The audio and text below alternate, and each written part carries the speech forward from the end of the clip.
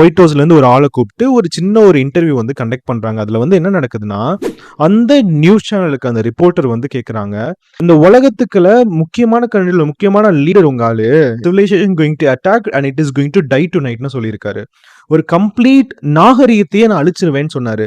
இது உங்க லீடருக்கு வந்து தப்பா தெரியலையா அப்படின்னு கேட்கும்போது என்ன நடக்குதுன்னா, அந்த ஒரு அதாவது ஒயிட் ஹவுஸ்ல இருக்க ரெப்ரசன்டேட்டிவ் சொல்றாரு, அது எதுவா வேணாலும் இருக்கட்டும். அதாவது எங்க கமாண்டர் என்ன சொல்லுவாரோ நாங்க அத கண்டிப்பா பண்ணுவோம். இதுவுமே வந்து நெகோசியேஷனுக்கு ஒரு டூலு அப்படின்னு சொல்லியிருக்காரு. என்னையா நெகோசியேஷனுக்கு ஒரு டூலு?